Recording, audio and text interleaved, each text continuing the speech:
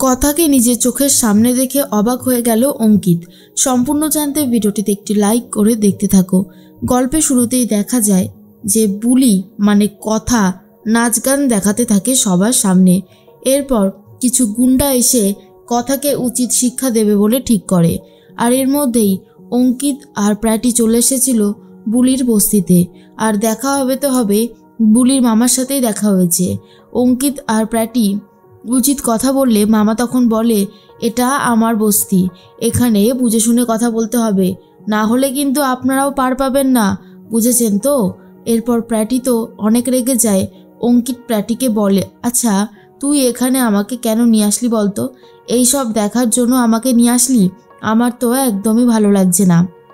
তার মধ্যেই প্র্যাটি বলে, দেখ নিজের চোখে যা দেখেছি তারপরে আমি তোকেও দেখাতে চাইছি।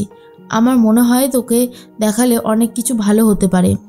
এরপরেই বুলির মামা বলে, যত তাড়াতাড়ি এসেছেন তত তাড়াতাড়ি এখান থেকে চলে যান, আপনাদের জন্যই ভালো হবে, না হলে কিন্তু আপনারা বিপদে পড়ে যাবেন।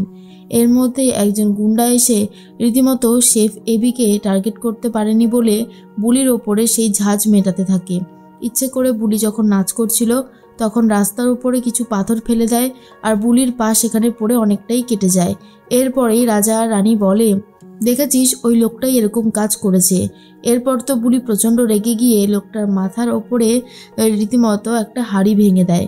এরপরে বলে দেয় যে বুলিকে তোমরা চেনো না, বুলি ঠিক কী করতে পারে বুঝেছো, এরপর যা করবে বুঝে শুনে করবে। এর মধ্যেই কথার জন্য চিন্তায় চিন্তায় অগ্নির অবস্থা খারাপ হয়ে গেছে।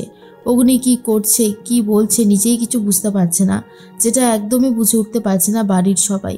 অগ্নিকে তো নিজের ঘরে ঘুম পাড়িয়ে দিয়েছিল, কিন্তু অগ্নির ঘুম ভাঙতেই যখন দেখে সে ঘরে রয়েছে তখন আরও বেশি করে রিয়াক্ট করতে থাকে আর বলে, আমি আর পারছি না, আমার কষ্ট হচ্ছে, আমি তো কায়দা কারণেই ছিলাম, এখানে কি করে এলাম। ছোটকা তখন বলে, অগ্নি নিজেকে শান্ত কর, এই রকমভাবে যদি তুই বলতে থাকিস করতে থাকিস তাহলে তো সব কিছু শেষ হয়ে যাবে, নিজের তৈরি করার সাম্রাজ্য একদিনে পুরো ধূলিসাৎ হয়ে যাবে। এরপরেই অগ্নি বলে, আমি আর পারছি না ছোটকা, আমার জীবন থেকে কথা কেন চলে গেল, আমি যে প্রতিটা মুহূর্তে দগ্ধে দগ্ধে শেষ হয়ে যাচ্ছি। প্রতিটা সময় মনে হয় এই যে জলের স্প্রেটা, এটা দিয়ে কথা রোজ সকালে আমাকে ঘুম থেকে তুলতো, কই এখন তো আর ও তোলে না, আমাকে কেন তোলে না। ছোটকা অগ্নির এই কষ্টটা একদমই দেখতে পারে না, খুবই কান্নাকাটি করতে থাকে। এদিকে প্র্যাটি আর অঙ্কিত দুজনে মিলে বসে আছে কখন দেখা হবে সেই মেয়েটার সাথে।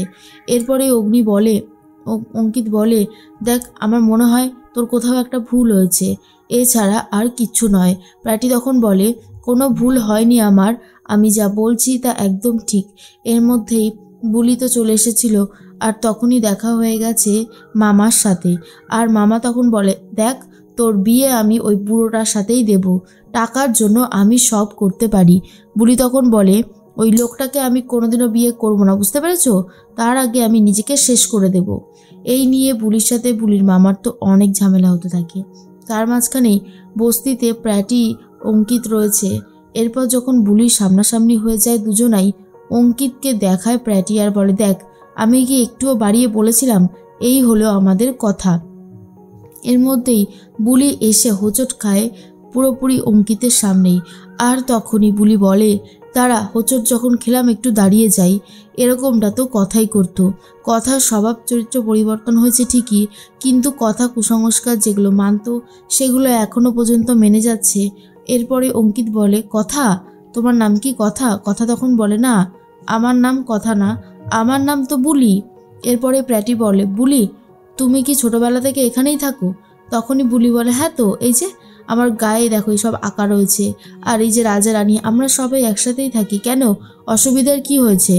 তখনই আক্কি বলেন, না না অসুবিধার কি হবে, আপনি যান। এরপর বুলি তো চলে যাওয়ার আগে জিজ্ঞেস করে, আচ্ছা সাহেব ঠিক আছে তো? এর মধ্যেই অঙ্কিত প্র্যাটিকে বলে, শোন বিগ ব্রোকে যেন কোনোভাবেই এই মেয়েটা না দেখে, মানে বিগ ব্রোর সামনে যদি এই মেয়েটা দাঁড়ায় তাহলে কিন্তু সর্বনাশ হয়ে যাবে, এটা আমি কিছুতেই হতে দেব না, কারণ এই মেয়েটা তো একেই কথা নয় বুলি, তার উপরে যদি বিগ ব্রো দেখে একেই কথা বলতে শুরু করবে আর এটা একদমই ভালো হবে না। তাই আমি বলছি কোনোভাবেই যেন বিগ ব্রো এই মেয়েটার মুখোমুখি না হয়। কিন্তু প্র্যাটি বারবার করেই বলে গেছে যে এই মেয়েটাই হলো আমাদের কথা। এরপরেই বুলির মামার কাছে যাবে বলে ঠিক করেছে প্র্যাটি আর অঙ্কিত।